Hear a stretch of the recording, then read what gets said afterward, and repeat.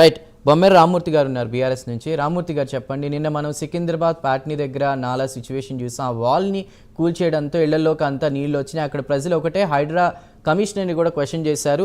ఈ నాలాకి సంబంధించిన వాల్ ఏదైతే ఉందో దాన్ని కూల్చకపోతే ఈరోజు మేము కొంచెం సేఫ్గా ఉండేవాళ్ళం, మాకు ఎలాంటి నోటీసులు ఇవ్వకుండా కూడా కూల్చారు. పేదల విషయంలోనేమో ఇలా జరుగుతుంది, డబ్బున్న వాళ్ళు చాలామంది ఉన్నారు, వాళ్ళ విషయంలో వేరుగా ఉంటుంది అని చెప్పి కూడా వాళ్ళు క్వశ్చన్ చేస్తున్నటువంటి పరిస్థితి. మరి మీరేమంటారు? ఎందుకంటే చట్టం ఎవరికి చుట్టం కాదు, కేటీఆర్దైనా అసద్దైనా మేము కూల్చి తీరుతాం అని అన్నారు. మరి రేవంత్ గారి బంధువుల విషయంలో ఒకలా జరుగుతుంది అనేటువంటి క్వశ్చన్స్ కూడా ప్రజల నుంచి వస్తున్నాయి. బీఆర్ఎస్ వాదన ఏంటి? అందరికీ నమస్కారం. డిబేట్ లో పాల్గొంటున్న మిత్రులకు, మా అందరి సత్యం గారు పెద్దలకు, ప్రైమ్ న్యూస్ 9 న్యూస్ ప్రేక్షకులకు అందరికీ కూడా నమస్కారం తెలియజేస్తూ, 1 year లో హైడ్రా మొత్తం హైడ్రామాలు తప్ప పేదలకు మధ్యతరగతి వాళ్లకు ఒరిగిందేం లేదు. ఏం ఒరిగింది అంటే పేదల కన్నీళ్లు రుచి చూశారు, పేదల ఆర్తనాదాలు రుచి చూశారు, పేదల బాధలు కష్టాలను రోడ్డుకిడ్చారు. అంతే తప్ప ఆ పేరుతోటి అధికారంలో ఉన్న వాళ్లకు దోచిపెట్టడానికి తప్ప హైడ్రా దేనికి పనికి రాకుండా పోయింది. ఈ 1 year లో అట్టర్ ఫ్లాప్ అయింది హైడ్రా. నిజంగా ఏమన్నా సాధించింది అంటే అధికారంలో ఉన్న వాళ్లకు కోట్లు దోషి పెట్టడానికి ఉపయోగపడ్డది. ఆ కోట్ల డబ్బుల సంచులు ఢిల్లీకి రేవంత్ రెడ్డి గారు మోయడానికి మాత్రం ఉపయోగపడ్డది. ఎందుకు అంటున్నానంటే ఈ మాట, నిజంగా వీళ్ళకు ఉంటే ఆ గోడని ఒక నాసిరకంతో చేయడం వల్లనే ఇప్పుడు అంత ఉపద్రవం సంభవించింది. అదే కాకుండా ఇప్పటి వరకు ఒక్క మాట కూడా క్లియర్ గా చెప్పడం, ఎంత మంది వీళ్ళు బయటకు తీసుకొచ్చినాం, ఎంత మందిని పెద్దలను ఎంత ఆ పేరు మీద ఒక్కరిది కూలగొట్టారండి.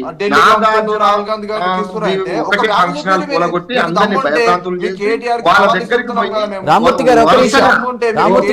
వరుసగా మిత్రమా, కాంగ్రెస్ మిత్రమా, నోరు మూసుకో. మీరు చెప్తుంటే నేను మాట్లాడలేదు. మీరు మాట్లాడేటప్పుడు విన్న తర్వాత రాసుకో మళ్ళీ మాట్లాడు.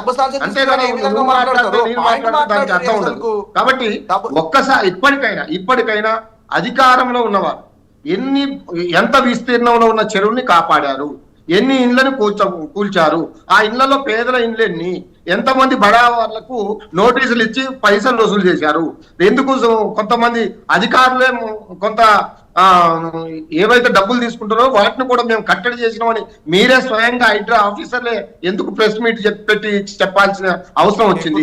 ఎందుకు చెప్పేది ఏంటిదంటే మేము ఆఫీసర్లో చెప్తాము, మేమేం అందులో దాచిపెట్టుకోము, మీరు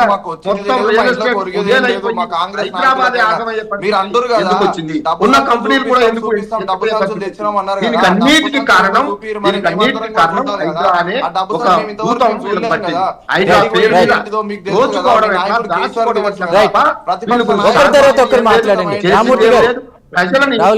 పెడుతున్నారు. ఇప్పటికీ ఇంకా కూలగొట్టిన ఇళ్లకు గాని కనీసం నోటీసులు ఇవ్వకుండా, కనీసం సమాచారం ఇవ్వకుండా, అర్ధరాత్రి సాటర్డే సండేలు చూసుకొని, కోర్టు లేని టైంలో చూసుకొని పేదల ఉసురు పోసుకొని ఆ పాపం మూట కట్టుకున్నారు కాంగ్రెస్ వాళ్ళు.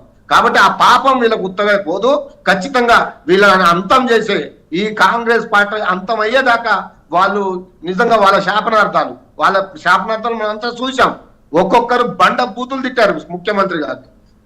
ఆ బూతులు ఈ ప్రపంచంలో ఏ ముఖ్యమంత్రి పడని బూతులు తిట్టారు. కాబట్టి ఎందుకు అంటే వాళ్ళకు నిజమైన మేము అంటున్నాము, మేమే 1,00,000 బెడ్రూమ్. రామ్మూర్తి గారు, రేవంత్ గారు సీఎం రేవంత్ గారు ఒకటే మాట అంటున్నారు.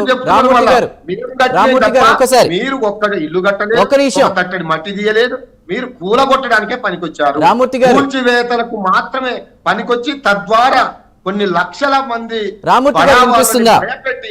రామ్మూర్తి గారు, సీఎం రేవంత్ ఒకటే చెప్తున్నారు, హైదరాబాద్ లో తెలంగాణలో వచ్చాక పేదలకు న్యాయం జరిగింది, అదేవిధంగా ఇప్పుడున్నటువంటి ప్రజా పరిపాలన దృష్టిలో పెట్టుకుని మరో 10-15 ఏళ్ళు నేనే సీఎంగా ఉంటానని కూడా మాట్లాడారు. మరి ఏ ధైర్యంతో మాట్లాడారు? పేదలకి న్యాయం జరగకపోతే నిజంగా చెప్తున్నారు, పగటి కలలుగా అంటున్నారు. ఆ మాటను వాళ్ళ పార్టీల వాళ్ళ పెద్దలే ఖండిస్తున్నారు. ఈయన ఏంది ఇప్పటికే పార్టీ సర్వనాశనం అయిపోతుంది, ఊర్లలో పోతే బట్టలు ఆయన అన్నాడుగా, ఒక ముఖ్యమంత్రి స్థాయిలో మాట్లాడిన భాష, బట్టలు ఊడ తీసుకొడతామని అన్నారుగా. ఇప్పుడు రాండి స్థానిక సంస్థల ఎన్నికలు కానీ, హైదరాబాద్ జిహెచ్ఎంసీ ఎన్నికలు కానీ మీరు ప్రకటించింది, అప్పుడు ఎవరిని ఎవరు ఉరికించి కొడతారో ప్రజలకు తెలుస్తుంది. ప్రజలు చెప్తారు మనకు బుద్ధి, ప్రజలు మనకు సరైన కాబట్టి మీరు తీసుకున్న దాని వల్ల ఈ హైదరాబాద్ బాగుపడలేదు, హైదరాబాద్ రియల్ ఎస్టేట్ పెరగలేదు, లేదా వందల వేల చెరువులు కాపాడుతామని వచ్చారు, ఎన్ని చెరువులు కాపాడింది లేదు. కనీసం పేదలకు కూడా కనీసం కూడగొట్టిన ఇళ్లకు కూడా నష్టపరిహారం ఇవ్వకుండా, వాళ్ళను కూడా గత్యంతరం లేకుండా రోడ్ల మీద వదిలేసి, నిజంగా ఎక్కడి పాపం, ఎంతో పాపాన్ని మూట పట్టుకున్న దుర్మార్గులు మీరు. కాబట్టి ఆ పాపంలో మీరు కొట్టకపోవడం ఖాయం. కాబట్టి మీకు ఎన్నికలు వస్తే మీకు కర్రు గాల్చి ఓత పెట్టడానికి ప్రజలు కూడా